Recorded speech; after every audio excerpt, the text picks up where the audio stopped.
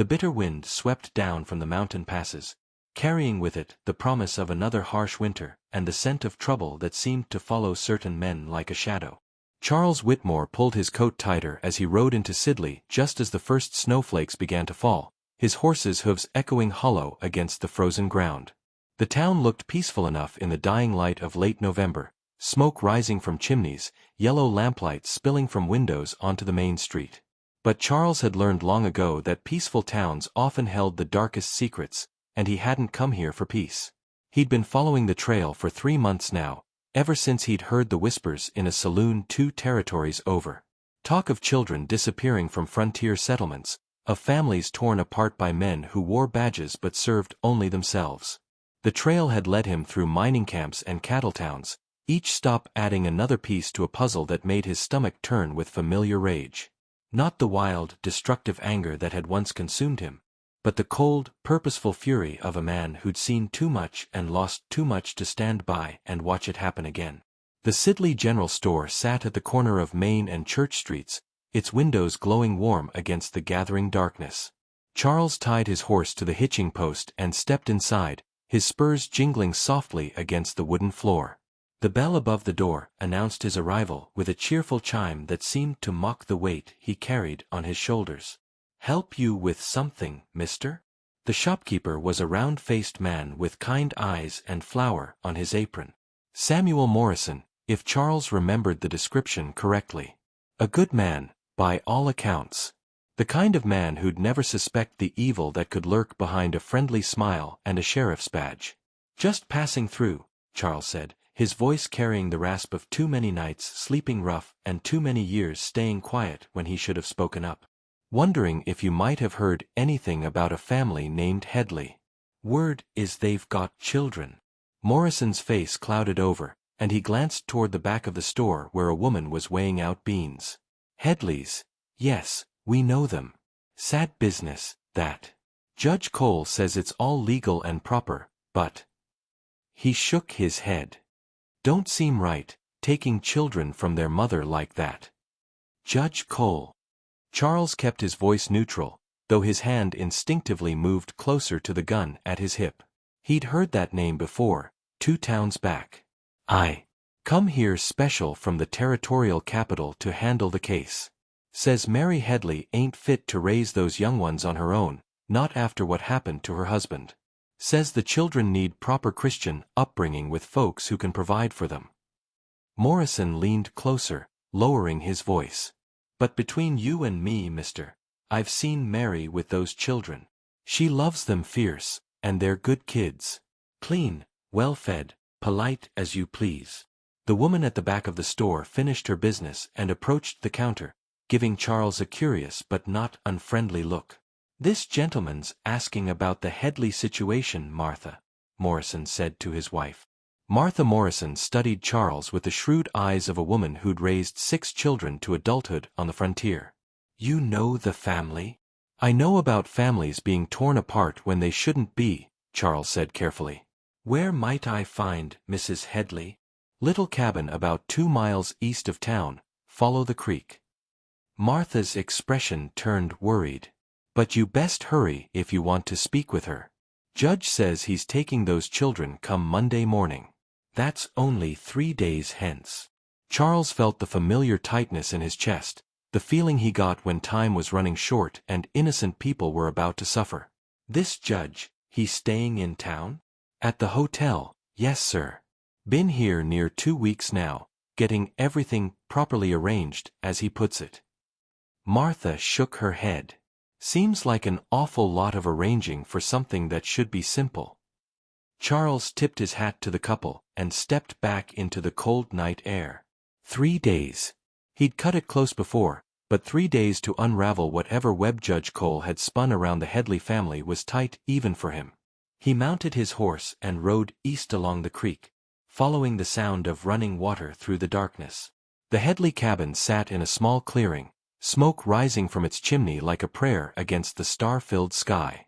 Through the single window, Charles could see a woman moving about inside, and he caught glimpses of smaller figures, children getting ready for bed, most likely. He dismounted and approached the door, noting the careful repairs to the porch railings, the neat stack of firewood, the small vegetable garden now dormant for winter but clearly well tended. Whatever Judge Cole claimed about Mary Headley's fitness as a mother, the evidence before Charles suggested otherwise. He knocked softly, not wanting to frighten anyone inside. Footsteps approached the door, cautious but not fearful. "Who's there?" "Ma'am, my name is Charles Whitmore. I'd like to speak with you about your children, if you don't mind." A long pause. "You working for the judge?" "No, ma'am. I'm working against him." The door opened a little, revealing a woman of perhaps 30 years with brown hair and eyes that held too much sorrow for someone so young. She was pretty in the way frontier women were pretty, not soft or delicate, but strong and capable, with hands that knew work and a spine that wouldn't bend easy. "You'd best come in then," she said, opening the door wider. "Children are sleeping, so we'll need to keep our voices low." Charles stepped into the warm cabin and removed his hat. The interior was sparse but clean, everything in its place. A Bible sat open on the small table beside a flickering candle. 2 small beds occupied the far corner, and Charles could make out the shapes of sleeping children under carefully mended quilts. "Coffee?" Mary asked, already moving toward the stove. "That would be kind." She poured 2 cups and gestured for him to sit at the table. In the candlelight, Charles could see the worry lines around her eyes, the way her hands trembled slightly as she set down his cup. "You said you're working against Judge Cole. What did you mean by that?" Charles sipped the coffee, buying himself a moment to choose his words carefully. "I've been following a trail, Mrs. Headley. Following stories of children being taken from their families under legal pretenses. Stories of judges who show up in small towns with papers already drawn up, arrangements already made." Mary's cup rattled against the saucer as she set it down. You think this isn't about what's best for Emma and little Daniel?" "I think Judge Cole didn't come here to help your children, ma'am. I think he came here because someone paid him to take them." The words hung in the air between them like smoke from a dying fire. Mary stared at him for a long moment, and Charles could see her mind working, connecting pieces she'd been afraid to connect before. "But why?" she whispered. "Who would want my children? We don't have any money, any property worth stealing. Daniel's only 6 years old, and Emma's barely 8. Charles had seen enough of the world's darkness to know the answer, but he wouldn't burden this woman with details she didn't need. "There are people who profit from innocence, Mrs. Headley. People who see children as commodities. And they need legal cover to operate." Mary's hand flew to her mouth, and Charles could see the full horror of the situation dawning on her. "You're saying the judge means to sell my babies?" "I'm saying Judge Cole's been to at least 5 other towns in the past year, and in each one, children from poor families ended up in the hands of people who paid good money for them. Always legal. Always proper. Always with papers signed by a territorial judge." She was quiet for a long time, staring into her coffee as if it might hold answers. Finally, she looked up at him with eyes that held steel beneath the tears. "What can we do? He's got the law on his side. I'm just a widow woman with no family, no money for lawyers. Who's going to listen to me against a judge?" "Sometimes the law and justice ain't the same thing," Charles said. "Sometimes a person has to choose which one they're going to serve." "And which one are you serving, Mr. Whitmore?" Charles met her gaze steadily. "The one that protects children." Over the next 2 days, Charles learned the rhythms of Sidley and the true nature of Judge Cole's operation. He sat in the back of the saloon, nursing whiskey and listening to conversations. He wandered the streets, observing who talked to whom and who seemed nervous about what. Most importantly, he watched Judge Cole himself. The judge was a tall, silver-haired man who carried himself with the bearing of someone accustomed to respect and obedience. He dressed well, spoke eloquently, and quoted scripture with the ease of a practiced preacher. When he explained his concerns about the Headley children to anyone who would listen, he sounded like a man genuinely worried about their welfare. "Poor woman's doing her best, I'm sure," Charles heard him tell the hotel clerk. But those children need structure, education, proper Christian guidance. The territorial government has identified a wonderful family in Sacramento, good Christian people with means to provide everything those young ones will need. It was a convincing performance, and Charles could see why the town was going along with it. Judge Cole had all the right words, all the proper documentation, all the legal authority. He spoke of children's welfare and Christian duty and proper procedure. Who was going to argue with that? Charles spent Saturday evening at the Headley cabin, sharing a simple supper of beans and cornbread with Mary and her children. Emma was a serious little girl with her mother's brown eyes and a way of watching everything that reminded Charles of himself. Daniel was all energy and curiosity, chattering about his plans to build a treehouse come spring, and asking Charles if he'd ever seen Indians and did his horse have a name. "His name's Justice," Charles told the boy, which made Daniel giggle and Emma smile for the first time since Charles had met her. "That's a funny name for a horse," Daniel said. "Maybe," Charles replied, glancing at Mary over the children's heads.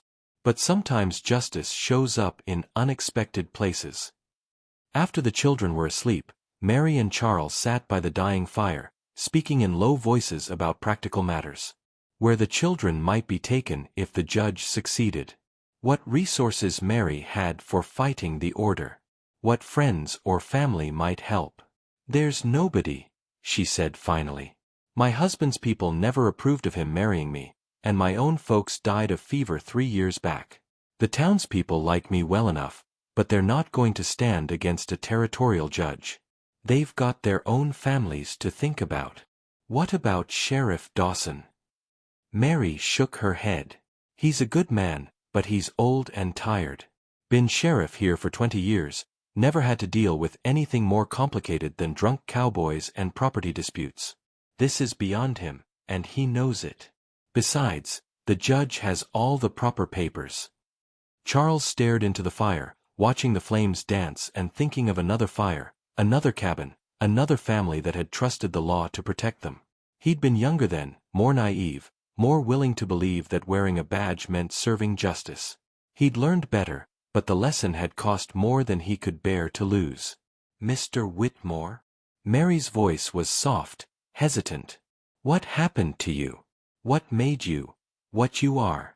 He looked at her across the small space, this woman who was about to lose everything but still had the courage to offer kindness to a stranger. "I had a family once," he said simply.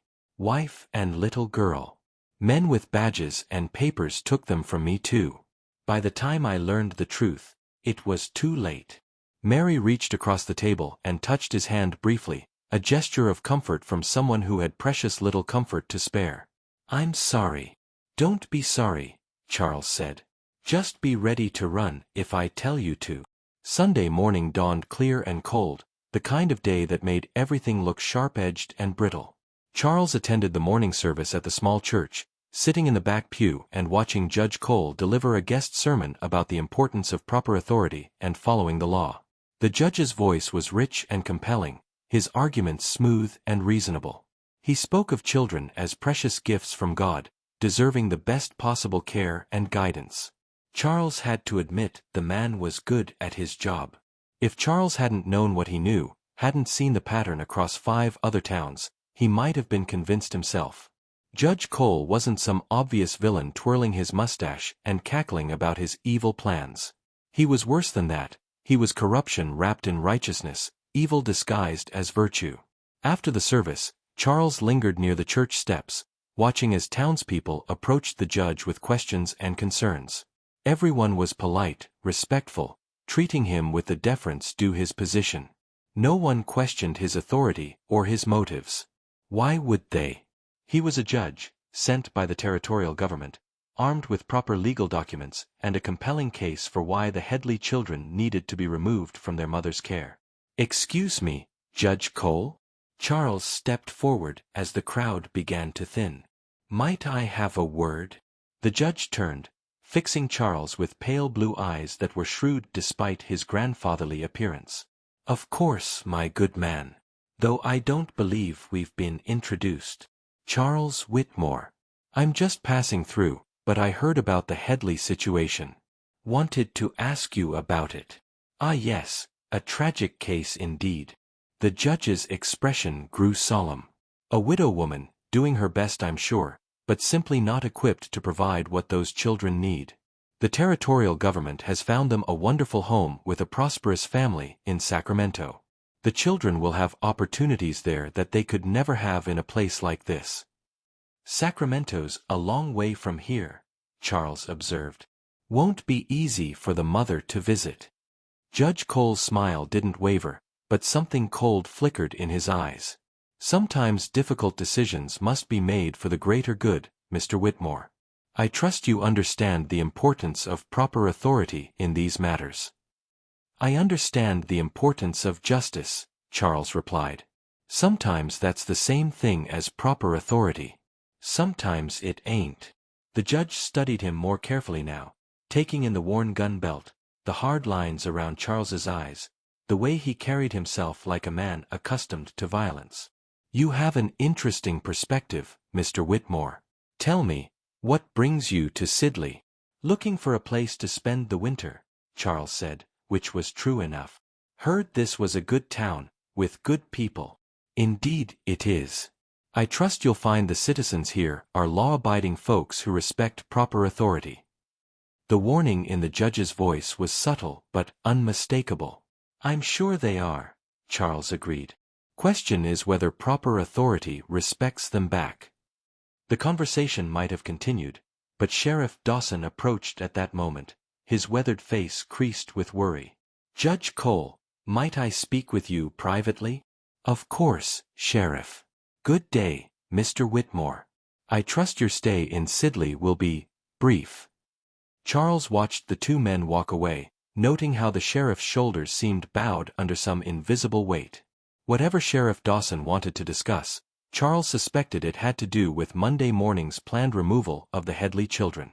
That evening, Charles made his way to the saloon, where he knew he'd find the kind of men who might have information about Judge Cole's operation. The Frontier Rose was typical of its kind, sawdust on the floor, a piano that had seen better days, and the kind of atmosphere where secrets were traded along with whiskey. He'd been nursing his drink for about an hour when a man approached his table. Tall and lean, with the look of someone who'd spent his life working with horses. The man's eyes held the same worried expression Charles had seen on Sheriff Dawson's face. You're the fellow been asking about the Headley children, the man said without preamble. I might be. You got something to say about it. The man pulled out a chair and sat down, glancing around to make sure they weren't being overheard. Name's Frank Butler. I run the livery stable, and I shoe horses for folks from here to the territorial capital. Been doing it for 15 years. Charles waited, sensing the man had more to say. Thing is, I keep track of who's traveling where, especially when it comes to judges and territorial officials. Part of my business, you understand. And I can tell you for certain that Judge Cole ain't been sent here by any territorial government. Charles felt a familiar tightness in his chest. How do you know? Because I shoe horses for the real territorial judges, and I know for a fact that Judge Morrison, that's the actual judge for this district, is laid up in Santa Fe with a broken leg. Has been for 6 weeks now. No way he could have sent anybody here to handle any cases. Frank Butler leaned closer, his voice dropping to a whisper. Whoever that man is, he ain't no real judge. But he's got papers that look real enough, and he talks like he knows what he's about. Question is, what's he really want with those children? Charles didn't answer directly. He'd learned long ago that the fewer people who knew his business, the better. But Frank Butler's information confirmed what Charles had suspected from the beginning. Judge Cole was a fraud, but proving it would be another matter entirely. You planning to do something about this? Butler asked. I'm planning to make sure those children stay with their mother where they belong. Butler studied him for a moment, then nodded slowly. You look like a man who's seen some trouble. I've seen what happens when good people do nothing because they're afraid to stand against authority, Charles said. I've seen what happens to children when there's nobody willing to fight for them. And you're willing to fight? Charles met the man's eyes steadily. I'm willing to do whatever it takes. Butler was quiet for a moment, then reached into his vest pocket and pulled out a folded piece of paper. Found this blue out of the judge's saddlebags when I was tending his horse yesterday. Figured it might be important. Charles unfolded the paper and read it by the lamplight. It was a letter, written in a careful hand. Your Honor, the arrangements for the Headley children are proceeding as planned. The buyers are prepared to pay the agreed-upon sum of $500 per child upon delivery to the specified location in Sacramento. Please ensure all documentation appears legitimate, as we cannot afford any complications at this stage. The children must be delivered by December 15th, or the deal is void. J.K. Charles felt his blood turn to ice. $500 per child. Emma and Daniel Headley weren't being taken for their own good. They were being sold like livestock to the highest bidder. Where did you say you found this? Charles asked, his voice deadly quiet. Blew right out of his saddlebags. I was going to give it back, but then I read it and... Butler shook his head. What kind of monster sells children? Charles folded the letter carefully and tucked it into his shirt. The kind that hides behind a badge and talks about Christian duty while he destroys families for profit. What are you going to do? I'm going to stop him. Butler looked around the saloon again, then leaned closer. You're going to need help. Man like that, he won't go down easy. And if he's got the whole town convinced he's legitimate. I can't ask other people to risk themselves for this. You ain't asking. I'm offering. Butler's expression was grim but determined. I got grandchildren, Mr. Whitmore. I look at Emma and Daniel Headley, and I see my own blood. If somebody was trying to steal my grandkids, I'd want a man like you standing between them and the wolves. Charles studied the livery stable owner, seeing something he recognized, the look of a man who'd reached his limit, who'd decided some things were worth fighting for regardless of the cost. All right, Charles said finally. But we do this careful. Judge Cole's got the town convinced he's legitimate authority. If we move against him the wrong way, we'll be the ones branded as criminals. What do you need from me? Information. I need to know everything about his operation, where he's staying, who he talks to, when he plans to move the children. And I need to know if there's anybody else in town who might be working with him. Butler nodded. I can do that. But what about proof? That letter's something, but is it enough to convince folks? Charles was quiet for a moment, thinking of other towns, other children, other families destroyed by men like Cole. Proof's one thing, he said finally. Justice is another. Sometimes you have to choose which one matters more. Over the next day, Charles and Frank Butler worked quietly to uncover the truth about Judge Cole's operation. Butler used his position at the livery stable to overhear conversations and observe comings and goings. Charles used skills learned in darker years to shadow the false judge and piece together his real purpose in Sidley. What they discovered was worse than Charles had feared. Judge Cole wasn't working alone. He had contacts in 3 different states who specialized in placing orphaned children with families willing to pay premium prices for healthy, young workers. The operation was sophisticated, with forged documents, bribed officials, and a network of accomplices who could make children disappear into lives of servitude or worse. But understanding the scope of the operation and stopping it were 2 different things. Monday morning was less than 24 hours away, and Judge Cole had the full weight of apparent legal authority behind him. The townspeople, however well-meaning, weren't going to stand against a territorial judge without overwhelming proof of wrongdoing. Charles sat in his hotel room that Sunday night, cleaning his guns and thinking about choices. He could take Mary and the children and run, disappear into the wilderness and try to keep them safe that way. But that would mean a life on the run, always looking over their shoulders, never able to settle or build a real home. And it would leave Judge Cole free to prey on other families in other towns. Or he could stay and fight, knowing that fighting a false judge would likely mean being branded an outlaw himself. The irony wasn't lost on him. In order to serve real justice, he'd have to become what the townspeople already suspected him of being, a dangerous man operating outside the law. He'd made similar choices before, and they'd cost him everything he'd ever loved. But sitting in that small room, listening to the wind howl outside and thinking of Emma and Daniel Headley sleeping peacefully in their mother's cabin, Charles realized something had changed in him over the long months of following this trail. He wasn't just seeking vengeance anymore. He wasn't just trying to balance some cosmic scale of justice. He was trying to become the man he should have been years ago, the man who stood between innocents and those who would harm them, regardless of what it cost him personally. The clock on the hotel wall chimed midnight, marking the beginning of Monday. In a few hours, Judge Cole would arrive at the Headley cabin with his forged papers and his false authority, ready to tear a family apart for profit. And Charles Whitmore would be waiting for him. As he drifted off to sleep in the uncomfortable hotel bed, Charles's last thought was of Emma Headley's serious dark eyes and the way she'd looked at him when he'd promised her mother that justice would come in unexpected places. He'd made a lot of promises in his life that he'd failed to keep. This wouldn't be one of them. The winter wind continued to howl outside, carrying with it the scent of snow and change. By morning, everything in Sidley would be different. The only question was whether that change would bring justice or tragedy, and whether Charles Whitmore would finally find the redemption he'd been seeking on lonely trails across the frontier, or lose himself completely in the darkness he'd been fighting so long. But as dawn approached and the first light of Monday morning began to filter through the hotel windows, one thing was certain. Judge Cole's plans for the Headley children were about to meet their match in a mysterious stranger who'd learned that sometimes the most dangerous man in town was the one who had nothing left to lose except his chance to finally do the right thing.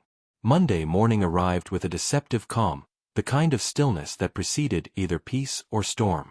Charles had positioned himself in the tree line behind the Headley cabin before dawn, watching the approach road through the bare branches. Mary had wanted to run during the night, to take the children and disappear into the wilderness, but Charles had convinced her to wait.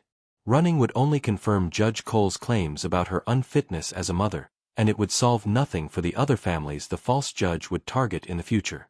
The sound of approaching horses reached Charles's ears just as the sun crested the horizon, painting the snow-covered ground in shades of gold and pink.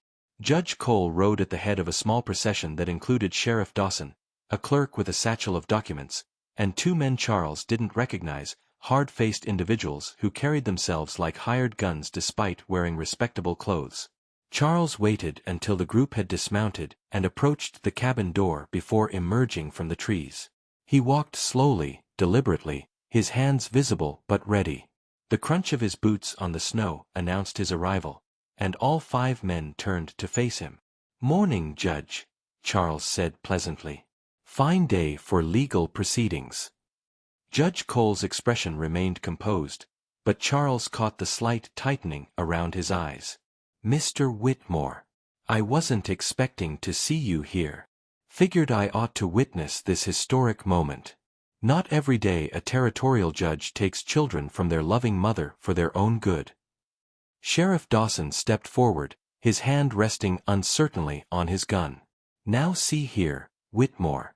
The judge has proper authority here. You'd best move along." "Oh, I ain't questioning the judge's authority," Charles said, his voice carrying just enough edge to make the 2 hired men shift nervously. "I'm just curious about something. Frank Butler down at the livery mentioned that Judge Morrison, the real territorial judge for this district, is laid up in Santa Fe with a broken leg. Has been for weeks now." The silence that followed was broken only by the sound of the creek running beneath its thin coating of ice. Judge Cole's face never changed expression, but Charles saw one of the hired men's hands drift toward his coat. "I'm afraid Mr. Butler is mistaken," Judge Cole said smoothly. "Judge Morrison asked me to handle this case specifically because of the sensitive nature of the situation. I have all the proper documentation, naturally." "Naturally," Charles agreed. "Mind if I take a look at those documents?" "I'm afraid that's not possible. These are official territorial papers, not for public examination." Charles smiled, but there was no warmth in it. Funny thing about official territorial papers, they usually have specific seals, specific signatures. I've seen enough of them to know what to look for. The cabin door opened behind them, and Mary Headley emerged with Emma and Daniel close beside her. The children clung to their mother's skirts, sensing the tension in the air even if they didn't understand its source. Mary's face was pale but determined, and Charles noticed she'd dressed the children in their best clothes, as if preparing them for Sunday service rather than separation. "Mrs. Headley," Judge Cole said, his voice taking on a paternal tone, "please gather the children's belongings. We have a long journey ahead of us." "No," Mary said quietly, but her voice carried clearly in the cold air. "I've been thinking all night, and I've decided I don't believe you're who you say you are." The judge's carefully maintained expression finally edged slightly. "Mrs. Headley, I understand this is difficult, but you cannot simply refuse a legal order from a territorial judge. The consequences for such defiance could be severe." "The consequences for letting you take my children would be worse," Mary replied, pulling Emma and Daniel closer to her. Charles saw the moment when Judge Cole decided to abandon subtlety.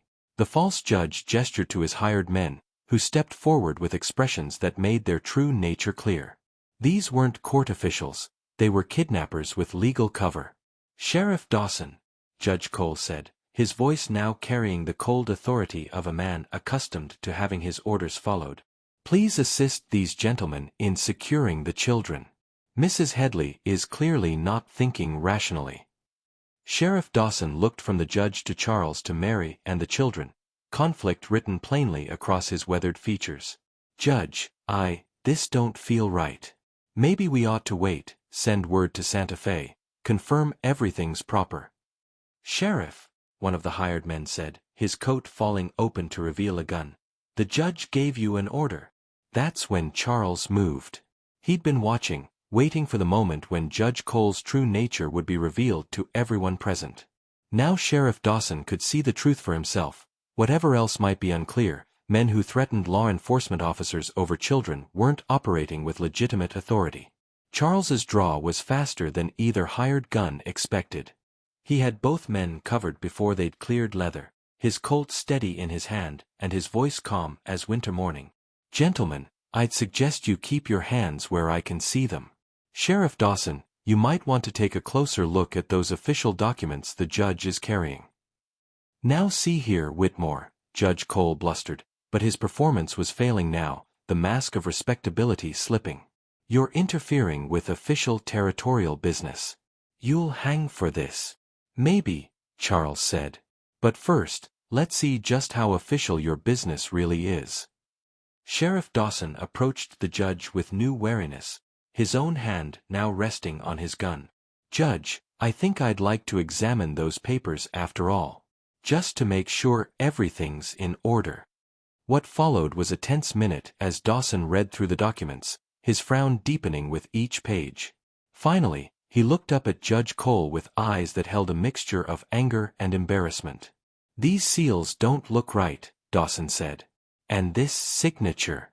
I've seen Judge Morrison's hand before. This ain't it." Judge Cole's composure finally shattered completely. "You stupid frontier fool, you wouldn't know a proper legal document if it bit you on the ass. Those children are coming with me, and any man who tries to stop me will answer to territorial authorities." "The only authority those children are going to answer to is their mother," Charles said, keeping his gun trained on the hired men. "Now, I suggest you gentlemen mount up and ride out of here before this situation gets any more unpleasant than it already is." But Judge Cole had invested too much in this operation to give up easily. Charles saw the man's eyes dart toward the cabin, calculating distances and angles. The false judge was desperate now, and desperate men did dangerous things. "You don't understand what you're interfering with, Whitmore," Cole said, his refined accent slipping to reveal something harsher underneath. "This is bigger than one family, bigger than this pathetic little town. You're making enemies you can't afford to make." "I've been making enemies my whole life," Charles replied. "Hasn't killed me yet." The standoff might have continued indefinitely, but Emma Headley chose that moment to step forward from behind her mother's skirts.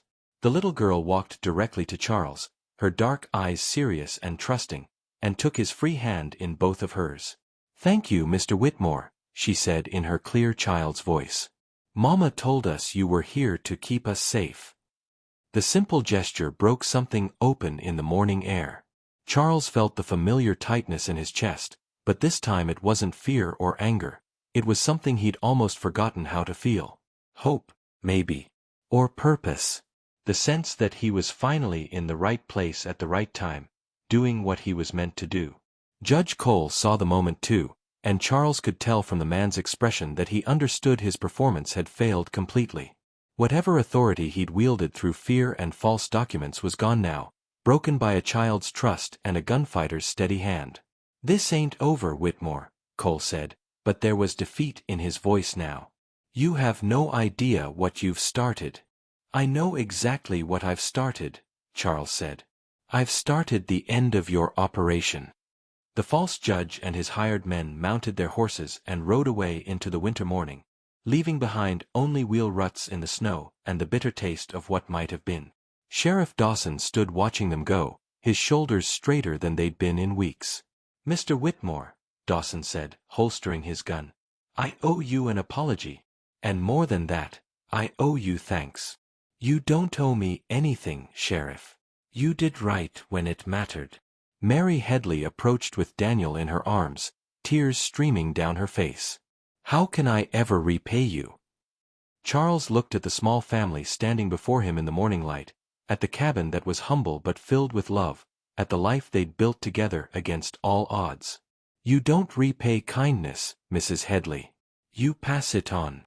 But even as Charles spoke the words, he knew Judge Cole's threat wasn't empty. The false judge had mentioned a larger operation, connections in multiple states, territorial authorities who might not appreciate having their profitable scheme exposed. Charles had won this battle, but the war was just beginning. Over the following weeks, as winter settled over Sidley with its full fury, Charles found himself staying longer than he'd planned. He told himself it was because he needed to make sure Judge Cole didn't return, but the truth was more complicated than that. For the first time in years, he'd found a place where people looked at him with something other than fear or suspicion. Mary Headley had offered him work helping with the heavy chores around her cabin, splitting wood, repairing the roof, tending the animals. It wasn't much, but it was honest work, and Charles found a strange peace in the simple rhythms of keeping a family warm and fed through the hard months. Emma and Daniel had taken to following him around when their mother allowed it, watching with fascination as he showed them how to track animals in the snow, how to read weather signs, how to handle tools properly. Daniel was particularly entranced by Charles's horse Justice, spending hours brushing the animal's coat and learning to braid his mane. "Why did you name him Justice?" Emma asked one afternoon as they sat by the creek, watching the water flow beneath its coating of ice. Charles was quiet for a moment, thinking about how to explain complicated things to a child. "Because sometimes justice is the only thing that matters," he said finally. "And sometimes it comes from places you don't expect. Like from scary strangers who turn out to be good?" Charles looked at the serious little girl beside him, impressed once again by her ability to see straight to the heart of things. "Yeah, like that. But the peace couldn't last forever." In late February, Frank Butler brought word that men had been asking questions about Charles in surrounding towns. Professional questions, the kind that suggested someone was very interested in finding him and willing to pay for information. "Judge Cole's got friends," Butler said as he and Charles sat in the livery stable, ostensibly discussing horse care but actually planning for trouble. "Word is there's a reward out for you. Substantial one." "How substantial?" $500. Dead or alive. Charles whistled low. $500 was more money than most frontier folks saw in 2 years. It was enough to make even good men think twice about harboring a wanted fugitive. "Does the town know?" Butler shook his head. "Not yet. But they will soon enough. News like that travels fast." Charles stared out at the main street, watching people go about their daily business. The shopkeeper sweeping his steps, children playing in the snow, women hurrying to complete errands before the next storm hit. These were good people living simple lives, and they didn't deserve to be caught in the middle of his war with corrupt authority. "I should leave," Charles said, "before this brings trouble to folks who don't deserve it." "Should and will are different things," Butler observed. "Question is, What's the right thing to do? That night, Charles sat with Mary by her fireplace, watching Emma and Daniel sleep and trying to find words for what he needed to say. Mary had grown quiet over the past weeks, and he suspected she'd sensed that their borrowed time of peace was running short. "There's a price on my head," he said finally, his voice barely above a whisper. "Men will be coming for me soon, and when they do, this town could become a battlefield." Mary was quiet for a long time, her hands working steadily on the quilt she was piecing together for Emma's bed. "Where will you go?" "Don't know yet. Depends on how many are coming and how serious they are about collecting that reward." "You could stay and fight." Charles looked at her sharply. "Mary, these aren't men like Judge Cole. These are killers, pure and simple. Good people could get hurt." "Good people are already hurting," she said, still not looking up from her needlework. "Every family Judge Cole destroys, every child he steals, they're all getting hurt while men like him hide behind false authority, and good people stand aside because they don't want trouble. This is different. This is about me, not about justice." Mary finally looked up, her brown eyes bright with unshed tears. "Is it?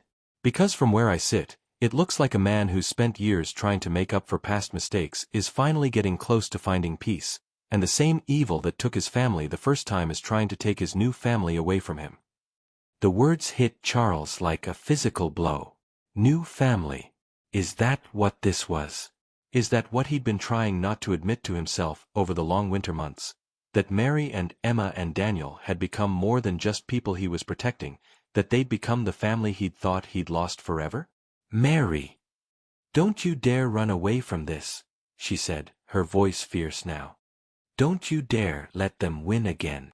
Spring came early that year, melting the snow in great rushing streams that turned the creek into a torrent and the roads into muddy channels. With the spring came news from the outside world. Judge Cole had been arrested in Denver, caught trying to forge territorial documents. His hired men had scattered to the winds, some arrested, others simply vanishing into the vast spaces of the frontier. But the victory felt hollow to Charles, because along with news of Cole's arrest came word that bounty hunters were indeed headed toward Sidley. Professional manhunters who didn't care about justice or corruption or protecting children. Men who saw only the $500 reward and were willing to kill anyone who stood between them and their prize. "How many?" Frank Butler asked when he brought the news. "At least 4. Maybe more." Charles checked his guns methodically, the old habits of violence coming back to him like muscle memory. "They'll likely arrive within the week." "The town ought to know." Charles shook his head. "The town ought to stay out of it. This is my fight." But Sidley had other ideas. When word spread that bounty hunters were coming for the man who'd saved the Headley children, something unexpected happened. Instead of turning Charles over or asking him to leave, the townspeople began to quietly prepare for a fight. It started with small gestures. Morrison at the general store mentioned that he'd accidentally ordered too much ammunition, and would Charles mind taking some off his hands? Martha Morrison began cooking extra meals and leaving them on Mary's doorstep, claiming she'd miscalculated portions. Frank Butler suddenly discovered several strategic places where a man might position himself to watch the roads into town. Sheriff Dawson was more direct. He found Charles at the Headley cabin on a warm April evening and sat down heavily on the porch steps. "Been thinking about what you said," Dawson said without preamble. "About sometimes having to choose between law and justice. And I've been sheriff here for 20 years, Charles. 20 years of keeping the peace, following orders, respecting authority. But I've never seen anything like what that false judge was planning to do to Mary's children." Charles waited, sensing the older man had more to say. "Point is, sometimes a badge don't make a man right, and sometimes a man without a badge is the only thing standing between good folks and evil. I don't know what you did in your past, and I don't much care. I know what you did for this town, and that's enough for me." Dawson reached into his vest pocket and pulled out a deputy's badge, worn and tarnished but still bearing the authority of legitimate law enforcement. "Town council voted last night. Unanimous decision. If you're willing to wear this, You'd be welcome to stay on permanent. Charles stared at the badge, remembering another badge he'd worn years ago, before everything went wrong. Sheriff, I appreciate the gesture, but you don't know what you're asking. When those bounty hunters arrive. When they arrive, they'll find a town that stands behind its deputies, Dawson said firmly. And they'll find that sometimes the law protects good men instead of hunting them. The sound of small feet on the porch planks interrupted them. Daniel Headley peered around the corner, his young face bright with curiosity. Mr. Whitmore, are you going to be a deputy? That would be the most exciting thing ever. Emma appeared beside her brother, more serious but equally interested. Would that mean you'd stay here with us? Charles looked at the children, then at the badge in Sheriff Dawson's weathered hand, then at Mary standing in the doorway with hope and fear warring in her expression. The choice before him was simple in its complexity: accept the badge and the legitimacy it offered, or continue running from a past that would never stop chasing him. I'm not the same man I was when I wore a badge before, Charles said finally.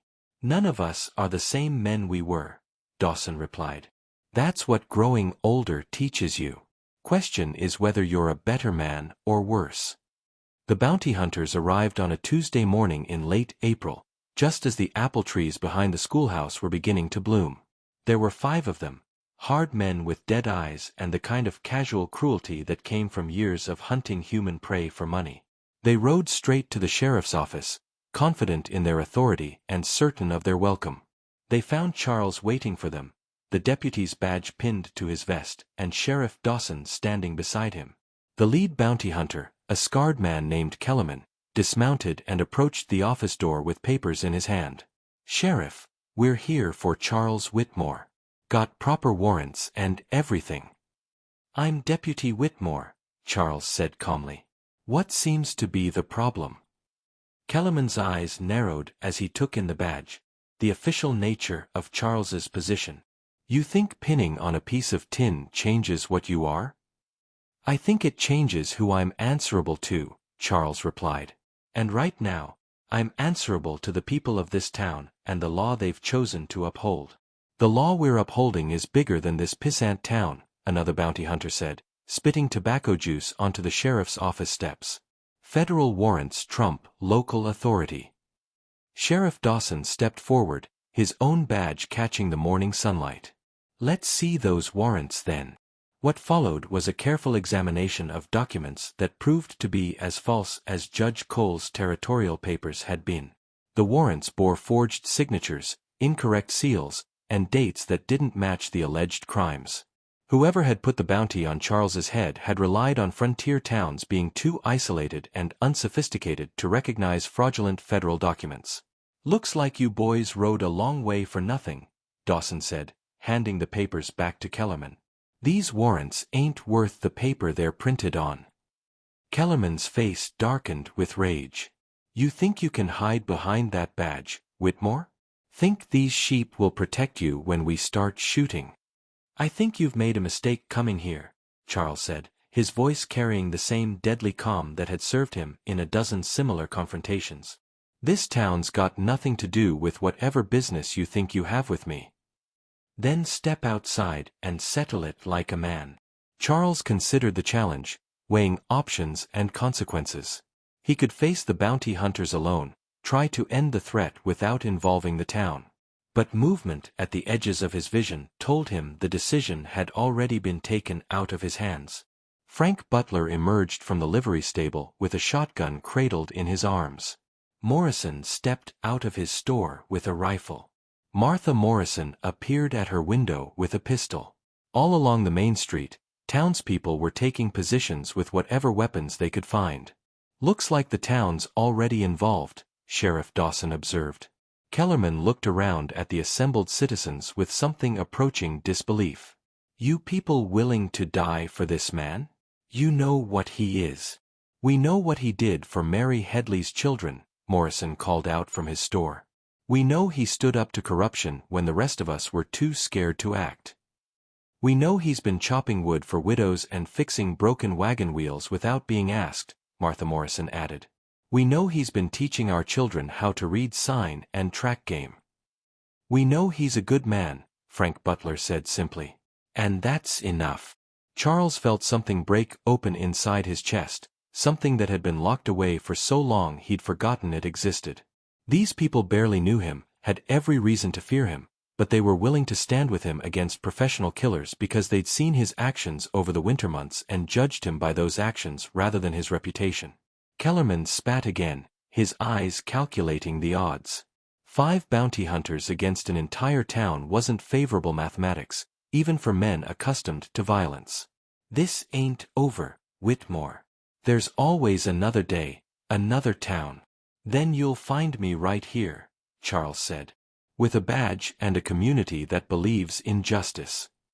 The bounty hunters mounted up and rode out of Sidley, but Charles knew they'd be back. Men like Kellerman didn't give up easily, especially not with $500 on the line.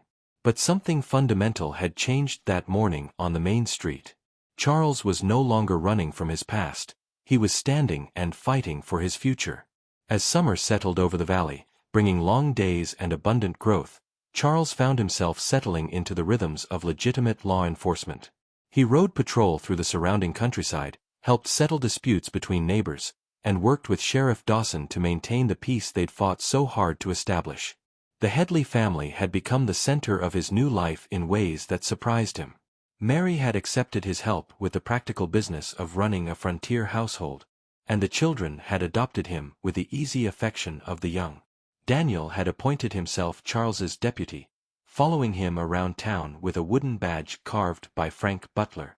Emma had taken to reading to Charles in the evenings, her clear voice working through the Bible stories and frontier tales that made up their small library.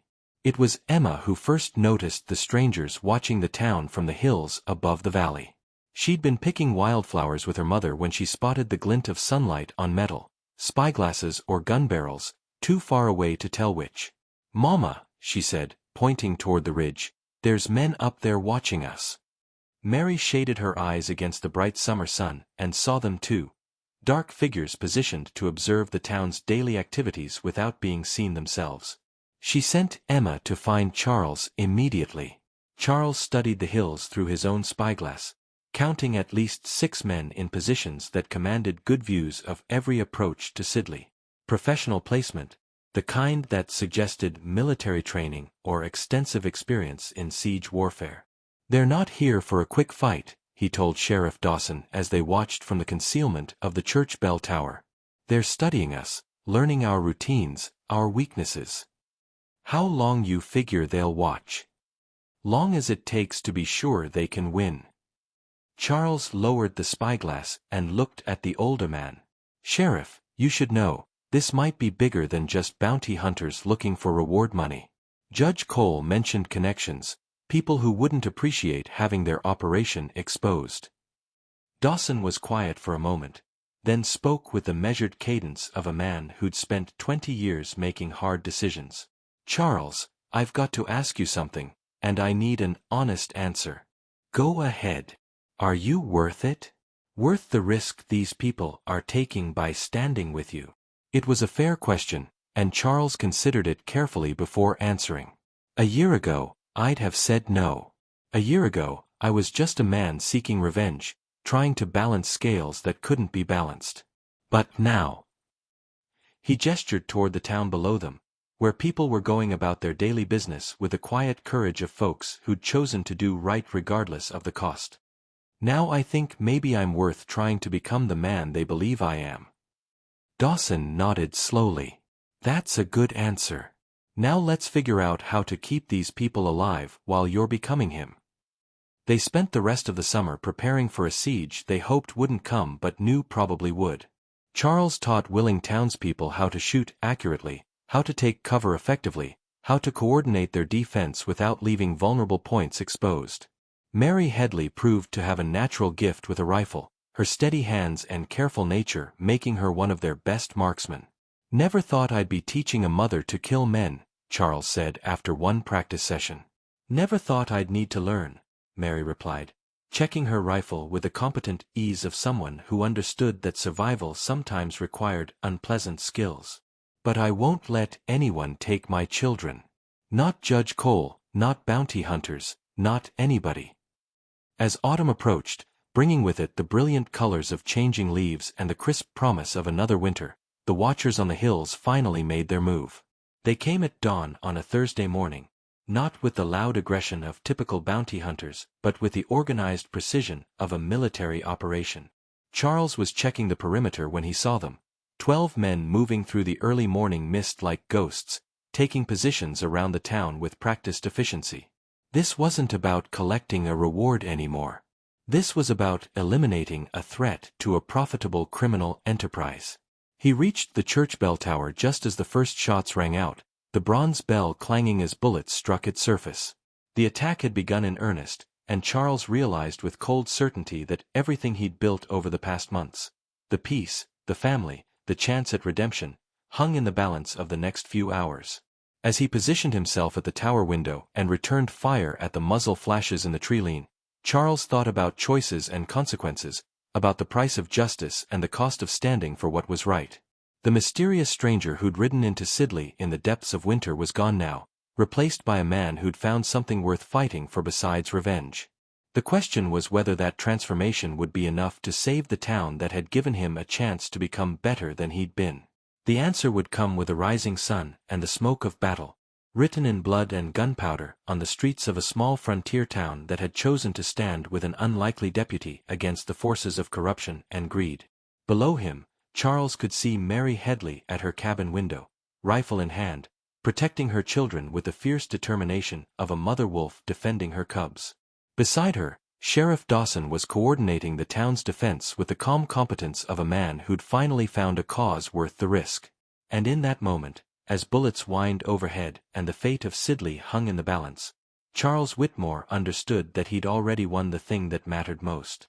He'd found his way home. The siege of Sidley lasted 3 days, though it felt like 3 years to the people barricaded in their homes and businesses. The professional killers had come not just for Charles Whitmore but to send a message that crossing the criminal organization behind Judge Cole's child-stealing operation carried a price that entire communities would pay. From his position in the church bell tower, Charles watched the attackers probe the town's defenses with the methodical patience of men who killed for a living. They'd cut the telegraph lines first thing, isolating Sidley from outside help. Then they'd position sharpshooters on the surrounding hills, making it dangerous for anyone to move openly through the streets. Their plan was simple and effective: starve the town into submission, then take Charles and make an example of anyone who'd helped him. But they'd underestimated the people of Sidley. These were frontier folk who'd survived Indian raids, harsh winters, cattle stampedes, and territorial wars. They'd built their town from nothing with their bare hands and wouldn't surrender it to hired killers without a fight. Mary Headley had moved the children to the church basement, the safest place in town, along with the other women and young ones. But she'd insisted on keeping her rifle, taking shifts with the other women to watch the approaches the men couldn't cover. Charles could see her now through the church window, her brown hair caught back in a practical bun, her hands steady on her weapon as she scanned the tree-line for movement. "Deputy," Sheriff Dawson's voice called softly from below. "Got movement on the north ridge." Charles shifted his position, bringing his rifle to bear on the distant figures. Through his scope, he could see 3 men working their way down the slope, using the morning shadows for cover. They moved well, but not well enough to fool a man who'd spent years hunting and being hunted across the frontier. The shot that broke the morning stillness came from Charles's rifle, dropping the lead attacker 20 yards short of the town's perimeter. The other 2 dove for cover, but their position was exposed now, and Frank Butler's shotgun from the livery stable sent them scrambling back up the ridge. "That's 1, Charles called down to Dawson. 11 to go, the sheriff replied grimly. The mathematics of the situation were stark. 12 professional killers against a town of perhaps 50 souls, most of them farmers and shopkeepers with little experience in serious gunfighting. The defenders had the advantage of cover and local knowledge, but the attackers had superior numbers, better weapons, and the kind of ruthless training that came from years of violence. As the siege wore on, Charles began to understand that this wasn't just about him anymore. The killers had made it personal for every person in Sidley by threatening their community, their way of life, their right to choose who they'd stand with and who they'd stand against. What had started as Charles's fight for redemption had become something larger, a battle between the kind of people who built civilization and the kind who preyed upon it. On the second day, the attackers tried a different approach. Instead of direct assault, they began targeting the town's resources. They poisoned the main well, forcing people to rely on the creek for water. They set fire to the grain storehouse, destroying much of the town's winter food supply. They shot the horses in the livery stable, eliminating any chance of escape or pursuit. "They're trying to break our will," Charles explained to the town council meeting that evening in the church basement. "Make us choose between surrendering me or watching the town die slowly." "Well, that's an easy choice," Morrison said firmly. "We didn't build this place just to hand it over to killers and thieves." "Sam's right," Martha Morrison agreed.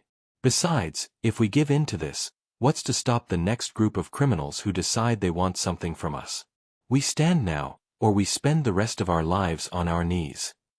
Charles looked around at the faces gathered in the candlelit basement, men and women who'd left comfortable lives back east to build something better on the frontier, who'd faced down natural disasters and human evil with equal determination. Among them sat Mary Headley, her children sleeping against her shoulder, her rifle propped against the wall within easy reach. "There's something you all need to know," Charles said, his voice carrying clearly in the confined space. "My real name is Charles Whitmore, and I used to be a deputy marshal in Kansas Territory. I had a wife named Sarah and a daughter named Lucy, and I lost them both because I trusted the wrong people, because I believed the badge always meant justice." He paused, gathering himself for the hardest part. The man who killed them wore a badge too. Called himself a peace officer while he ran guns to hostile tribes and sold information to raiders. When I found out, when I tried to bring charges against him through proper channels, he had my family murdered and framed me for their deaths. The silence in the basement was complete except for the sound of children breathing and the distant crackle of gunfire from the perimeter guards. "I've been running ever since, trying to balance scales that couldn't be balanced, trying to find justice in a world that seemed to have forgotten what the word meant. But I found something here in Sidley that I thought I'd lost forever. I found people who judge a man by his actions instead of his reputation, who stand for what's right even when it's dangerous." Charles met each person's eyes in turn. "What I'm saying is, you don't owe me anything. I'm the one who owes you. You gave me back my faith in justice, in community, in the idea that good people can make a difference when they stand together." "So what are you proposing?" Frank Butler asked. "I'm proposing we end this once and for all. Not just for Sidley, but for every other town that might face the same threat. We make it clear that some things aren't for sale, that some people won't be intimidated, that justice still means something on the frontier." "And how do we do that?" Mary asked, her voice soft but steady. Charles smiled, and for the first time in years, it reached his eyes. "We remind them why they should have stayed afraid of the mysterious stranger." The plan they developed over the next few hours was simple in its audacity. Instead of waiting for the attackers to probe their defenses and gradually wear them down, they would take the fight to the enemy. Charles would slip out of town under cover of darkness, circle around behind the attackers' positions, and strike at their leadership while the rest of the town created a diversion with a coordinated counterattack. It was dangerous, possibly suicidal, but it had one crucial advantage. It was the last thing the professional killers would expect from a group of farmers and shopkeepers. "If this goes wrong," Charles told Mary as they prepared for the night's work, "you take the children and head east toward Colorado Territory. Don't stop, don't look back, don't trust anyone who claims to represent authority until you're sure they're legitimate." Mary checked her rifle with the practiced motions of someone who'd spent the summer learning the tools of survival. "It won't go wrong. You can't know that. I know you," she said simply. "I know what you're capable of when you're fighting for something you love instead of something you've lost." The words hit Charles like a revelation. She was right. Somewhere over the long months of winter and spring and summer, his motivation had changed completely. He was no longer the broken man seeking revenge who'd ridden into Sidley in November. He was a man protecting his family, his community, his future.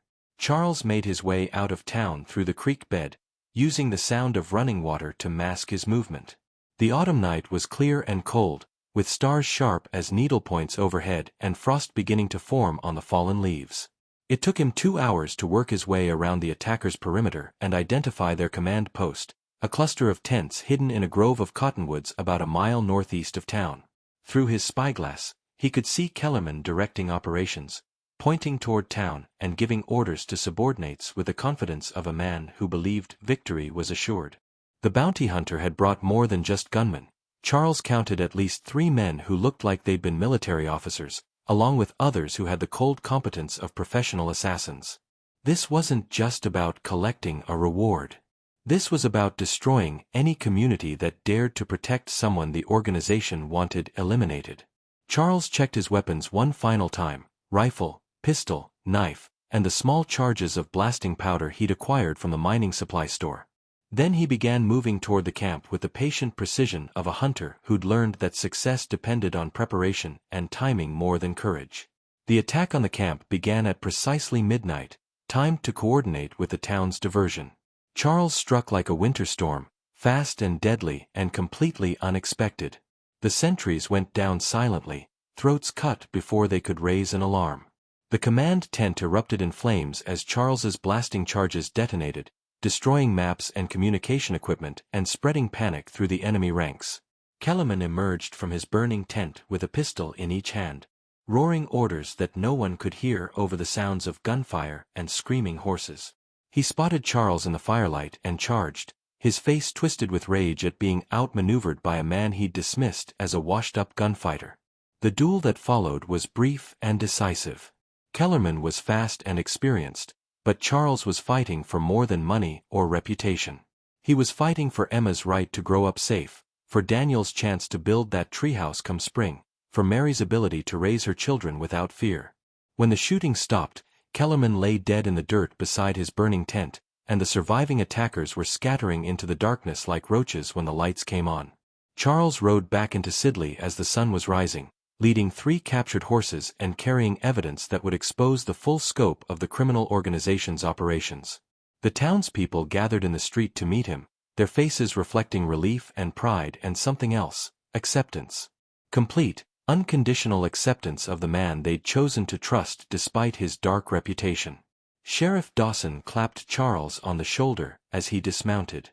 "How many got away?" "5, maybe 6. But they won't be back. We broke their organization, took their leaders, captured their records. Whatever authority they thought they had over this town is finished." Mary Headley emerged from the crowd with Emma and Daniel beside her, all 3 of them safe and whole and smiling with the joy of people who'd survived something that should have destroyed them. Emma ran to Charles and threw her arms around his waist, while Daniel chattered excitedly about all the shooting and explosions he'd heard during the night. "Did you win, Mr. Charles?" Daniel asked. "Did you beat all the bad men?" Charles lifted the boy into his arms, feeling the simple weight of childhood trust and innocence. "We won, son. All of us together." As autumn deepened into winter, Sidley began the process of rebuilding and recovering. The grain storehouse was reconstructed with help from neighboring towns who'd heard about the siege and wanted to support a community that had stood against corruption. New horses were purchased for the livery stable. The poisoned well was cleaned and purified. More importantly, the town had gained something that couldn't be built or bought: a sense of identity forged in the crucible of shared struggle. They'd faced professional killers and prevailed not through superior firepower or tactical genius, but through simple determination to protect what they valued most. Charles found himself at the center of this transformation in ways that both humbled and terrified him. The townspeople looked to him not just as a deputy, but as a symbol of what they'd accomplished together. Children followed him through the streets with the hero worship of the young. Adults sought his advice on matters ranging from law enforcement to crop rotation to courtship protocols. "Don't know how you stand it," Frank Butler said one December afternoon as they watched a group of children reenact the siege of Sidley with wooden swords and overturned crates. "Being looked up to like that terrifies me," Charles admitted. "All those people thinking I'm some kind of hero when I know what I really am." "What are you really?" Charles considered the question, watching Daniel Headley lead a cavalry charge against the cottonwood trees that represented enemy positions. A man who got a second chance he probably didn't deserve. Most of us don't deserve the good things that happen to us, Butler observed. Trick is figuring out what to do with them once we get them. Christmas Eve arrived with a heavy snowfall that blanketed Sidley in pristine white, transforming the battle-scarred town into something that looked like it belonged on a holiday postcard. The community gathered in the church for evening service, their voices joining together in familiar hymns that seemed to carry extra weight after the trials of the past year. Charles sat in the back pew with Mary and the children, Daniel asleep against his shoulder, and Emma listening intently to the scripture reading about shepherds and angels and the importance of protecting innocent life. The badge on Charles's vest caught the candlelight, but it was no longer the symbol of uncertain authority it had been when Sheriff Dawson first offered it to him. Now it represented something he'd earned through trial and sacrifice, the right to protect the people he'd learned to love. After the service, as families were making their way home through the gently falling snow, Mary took Charles's arm and walked with him toward her cabin. The children ran ahead, throwing snowballs and laughing with the carefree joy of young ones who knew they were safe and loved. "Charles," Mary said as they approached her door, "I've been thinking about something all winter." "What's that?" She stopped walking and turned to face him, her breath forming clouds in the cold air. "I've been thinking about names. About how sometimes a person needs to become who they're meant to be instead of who they used to be." Charles felt something shift in his chest, a loosening of bonds he'd carried for so long they'd become part of him. "Mary, the children need a father," she said simply. "The town needs its deputy. And I need—" She paused, searching for words. "I need the man who taught me that justice can come in unexpected places, that good people can change the world when they stand together, that love is stronger than fear when it's given freely." Charles looked at the woman before him, this frontier mother who'd faced down corrupt judges and professional killers with equal courage, who'd opened her home and her heart to a stranger with a dangerous past. In her eyes, he saw not the broken man who'd ridden into Sidley a year ago seeking vengeance, but the man he'd become through her faith and her community's acceptance. "I'm not an easy man to love," he said, his voice rough with emotions he'd thought buried forever. "I'm not looking for easy," Mary replied. "I'm looking for real." The proposal was made with frontier practicality rather than flowery romance, discussed over coffee and cornbread at Mary's kitchen table while the children slept peacefully in the next room. They would marry in the spring, when the circuit preacher made his rounds. Charles would adopt Emma and Daniel legally, giving them his name and his protection. They would build a life together based on honest work, mutual respect, and the kind of love that grew stronger under pressure rather than weaker. "There's still a chance that men will come looking for me," Charles warned. "The organization behind Judge Cole was larger than just what we destroyed here. There might be other bounty hunters, other attempts at revenge." "Then we'll face them together," Mary said firmly. "All of us. The whole town, if necessary. You can't ask people to risk their lives for my past mistakes." Mary reached across the table and took his hands in hers, studying the scars and calluses that told the story of a hard life lived on the frontier. "Charles, do you remember what you told Emma about justice coming from unexpected places?" "I remember. Well, love comes from unexpected places too. And sometimes redemption does. The man who rode into Sidley last winter was running from his past. The man sitting across from me now has made peace with it." As winter gave way to spring and the anniversary of Charles's arrival in Sidley approached, the community prepared for celebration rather than siege. The circuit preacher, Reverend Samuel Preston, arrived in March with news from the territorial capital that brought final closure to the Judge Cole affair. "Turns out your false judge was part of a network that stretched across 5 territories, Reverend Preston explained as he shared supper with Charles and Mary and the children.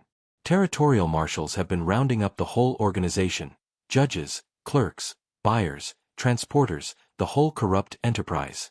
What you folks did here in Sidley started something bigger than you knew." "How many children were saved?" Emma asked, her serious young face reflecting understanding beyond her years. "Near 50, by current count," the preacher replied. 50 children returned to their families or placed with legitimate relatives instead of sold to people who would have worked them to death or worse. Charles felt Mary's hand squeeze his under the table, and he realized that the redemption he'd been seeking had been found not in balancing scales of vengeance but in protecting innocence and building something good from the ashes of what had been destroyed. The wedding took place on a bright April morning when the apple trees were in full bloom and the creek ran high with snowmelt from the mountains. The entire town gathered in the small church, with Sheriff Dawson serving as best man and Martha Morrison standing with Mary. Emma and Daniel served as ring-bearers, their faces glowing with the happiness of children who were gaining a father instead of losing a mother. Reverend Preston spoke about second chances and the mysterious ways that grace could work in the world, about how sometimes the most unlikely people became instruments of divine protection. But Charles barely heard the words, focused instead on Mary's face as she promised to love him through whatever trials the future might bring. When it came time for the kiss that would seal their union, Emma Headley, soon to be Emma Whitmore, tugged on Charles's coat. "Now you're really our papa," she whispered loud enough for the whole congregation to hear. "Yes," Charles said, lifting her into his arms along with Daniel. "Now I'm really your papa." The celebration that followed was the kind frontier communities were famous for, simple but heartfelt, with music and dancing and enough food to feed twice as many people as were present. Frank Butler had produced a fiddle from somewhere and was sawing out reels and waltzes with more enthusiasm than skill. The Morrison children were teaching the Headley children, the Whitmore children now, complicated clapping games that seemed to involve a lot of giggling and very little actual clapping. As the evening wound down and families began heading home through the spring darkness, Sheriff Dawson pulled Charles aside for a private conversation. "Got a letter from the territorial capital last week," Dawson said. "Official one this time, from the real Judge Morrison." Charles felt a familiar tightness, the old wariness of a man who'd learned not to trust authority. "What kind of letter?" "The kind that clears your name completely. Seems the investigation into Judge Cole's operation turned up evidence about what really happened to your family back in Kansas. The marshal who framed you was part of the same criminal network. He's dead now, shot trying to escape arrest, but before he died, he confessed to forging the evidence against you." Dawson handed Charles an official-looking document with territorial seals and signatures. "You're not a wanted man anymore, Charles. You're officially cleared of all charges, with apologies from the territorial government and an offer of reinstatement as a deputy marshal if you want it." Charles stared at the paper, reading words that should have brought joy but instead left him feeling strangely empty. Official vindication, legal recognition of his innocence, the offer of prestigious position, everything he'd thought he wanted when he'd started this long journey of seeking justice. "What will you do?" Dawson asked. Charles looked around at the celebration continuing in the church hall, at Mary laughing with Martha Morrison over some shared joke, at Emma and Daniel playing with their new friends under the watchful eyes of adults who'd chosen to make them part of their community. "I think I'll stay right here," Charles said, folding the paper and tucking it into his vest pocket. "Sidley's got everything I need." As summer returned to the valley, bringing with it the full bloom of life and growth, Charles settled into his role as the town's deputy with the satisfaction of a man who'd finally found his proper place in the world. He handled disputes with patience and wisdom, taught young people the skills they'd need to survive on the frontier, and worked alongside his neighbors to build a community that could withstand whatever challenges the future might bring. The Headley cabin had been expanded over the summer months, with a new room for Charles and Mary and improvements that reflected a family's growing prosperity and happiness. The children had grown too, Emma becoming more confident and outspoken, Daniel developing the kind of fearless curiosity that would serve him well as he got older. One evening in late August, as Charles sat on his porch watching the sun set over the valley, Emma approached with a book in her hands. "Papa Charles," she said, settling beside him on the wooden steps, "I've been reading about heroes in this book Reverend Preston brought me." "What kind of heroes?" "All different kinds. Knights and princesses and warriors and such. But I was wondering, what makes someone a real hero?" Charles considered the question, thinking about the year that had passed since he'd ridden into Sidley as a hunted man seeking nothing more than temporary shelter. "I think," he said slowly, "a real hero is someone who stands between good people and bad people, even when it's dangerous, even when it costs them something important. Like you did with us. Like your mama did, standing up to Judge Cole even when she was scared. Like Sheriff Dawson did, choosing to trust his conscience instead of following orders. Like the whole town did, deciding to fight for what was right instead of what was safe. Emma was quiet for a moment, absorbing this. Then she looked up at him with the serious expression that reminded him so much of her mother. So everyone can be a hero if they choose to be? I think so, sweetheart. I think that's exactly right. As autumn deepened once again, marking the full cycle of seasons since Charles's arrival, the people of Sidley prepared for another winter with the confidence of a community that had tested itself and found itself worthy. The grain storehouse was full, the livestock were healthy, and the bonds between neighbors had been strengthened by shared trial and mutual protection. Charles stood in the main street one crisp October morning, watching Frank Butler teaching Daniel how to properly shoe a horse while Emma helped Martha Morrison arrange the window display at the general store. Mary was inside the store, discussing with Morrison the possibility of starting a school now that more families were settling in the valley, drawn by stories of a town where good people could build good lives without fear of corruption or intimidation. Sheriff Dawson approached, moving slowly but with the satisfaction of a man whose long career in law enforcement was ending on the right note. Charles, got something to show you. The sheriff handed him a newspaper from Denver, folded open to an article about the final dismantling of what journalists were calling the largest child trafficking operation in territorial history. The article mentioned Sidley by name, describing it as a frontier community that chose to stand against corruption despite overwhelming odds. Says here you're a hero, Dawson observed. Charles handed the paper back with a slight smile.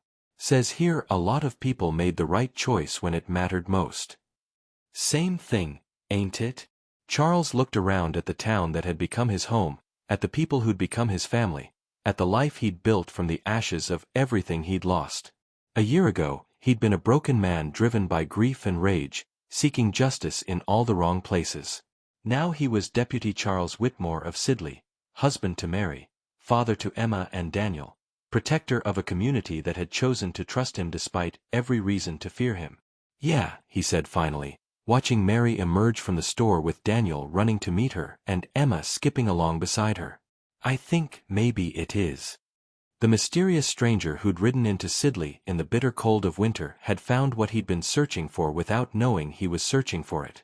Justice had indeed come from an unexpected place, not from the barrel of a gun or the satisfaction of revenge, but from the daily choice to stand for what was right, to protect what was precious, to build something good instead of just destroying what was evil.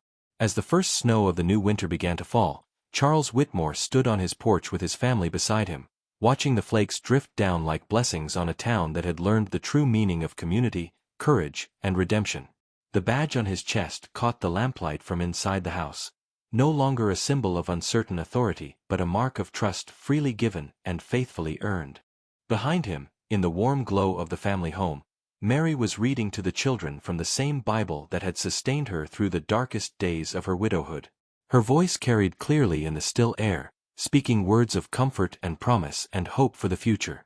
And Charles Whitmore, no longer a mysterious stranger but simply a man who'd found his way home, listened to that beloved voice and knew that he'd finally discovered the difference between seeking justice and living it, between demanding redemption and earning it, between running from the past and building toward the future. The wind that had brought him to Sidley a year ago had carried the scent of trouble and change. The wind that stirred the new snow around his boots carried only the promise of tomorrow, and all the tomorrows that would follow, in a place where a man could be judged by his actions instead of his reputation, where children could grow up safe and loved, where justice lived not in courtrooms and legal documents but in the daily choices of ordinary people who refused to let evil triumph over good. Justice had come from an unexpected place indeed, from the heart of a man who'd thought his heart was too broken to love again, in a town full of people who'd proven that hope and courage could overcome any odds when they stood together against the darkness. And in that truth, Charles Whitmore had found not just redemption, but something even more precious. He'd found his way home.